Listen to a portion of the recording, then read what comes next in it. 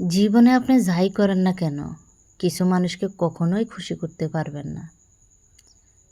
Hello everyone, আসসালামু আলাইকুম। সবাই কেমন আছেন? আশা করি সবাই ভালো আছেন। আলহামদুলিল্লাহ, আমিও ভালো আছি।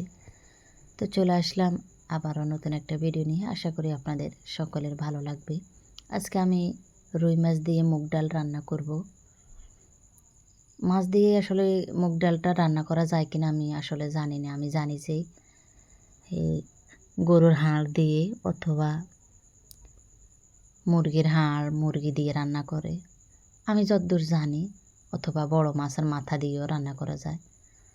তা আমার কাছে যতটুকু সামর্থ্য আছে, যতটুকু আছে, আমি ততটুকু দিয়ে রান্না করার চেষ্টা করছি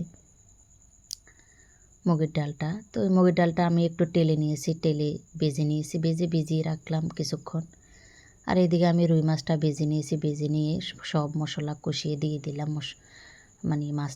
মাছটাও কষিয়ে নিয়ে ডালটা পরিষ্কার করে নিয়েছি, নিয়ে আমি ডালটাও দিয়ে দিলাম।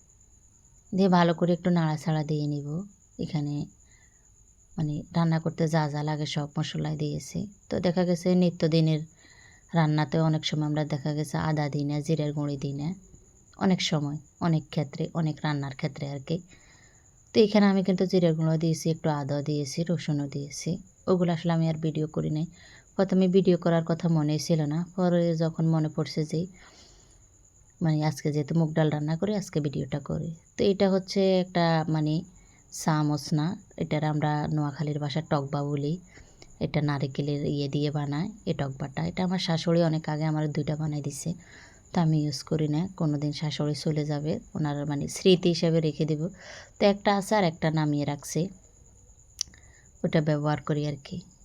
তো এখানে আমি কষানির পরে একটু জলও দিয়ে দিলাম, জল দিয়ে দেখলাম আর কি সিদ্ধ হয়েছে কিনা। অনেকক্ষণ ধরে চেষ্টা করছি। তো মাছটাও দিয়েছি, সেটা দেখেছেন। সাথে একটা ডিম দিব, কেন জানি না ডালটা একটু ঘন হয় নাই, ঘন না হলে ডালটা ভালো লাগে না। তো এখানে আমি একটা ডিম ভেঙে নিয়েছি, ভেঙে একটু গুলিয়ে নিলাম, ডিমটাও দিয়ে দিব, দেখি ভালো লাগে কিনা। এই যে ডিমটাও দিয়ে দিলাম।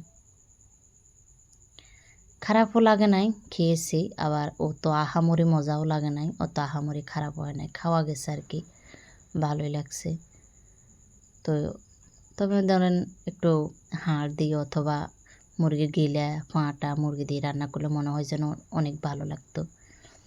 তো আমার ডালটাও হয়ে আসছে। আমি কি করছি, ধনিয়া পাতা দিয়ে দিছি, কয়েকটা তেজপাতাও দিয়েছি। ধনিয়া পাতাটা দিয়ে দিছি আগেভাগে, একটু সিদ্ধ হওয়ার ব্যাপার। তো আমি অন্য একটা পাত্রে ঢেলে নিব, সেটার হয়তো ভিডিও করতে পারবো না। এই যে এটা হচ্ছে কিন্তু ফাইনাল লুক। একটু বাগার দিয়ে দিলাম পেঁয়াজ দিয়ে মুগ ডালটা। এই যে কয়েকটা শুকনো মরিচ দিয়ে দিলাম টেলে এর সাথে। তো বলছি তো অত আহামরি মজাও হয় নাই, কিন্তু ফেলে দেওয়ার মতোও না, খারাপও লাগে নাই, খেয়েছি এই আর কি। সবাই ভালো থাকবেন, সুস্থ থাকবেন। আল্লাহ হাফেজ। আর কি আর বলবো, আল্লাহ হাফেজ।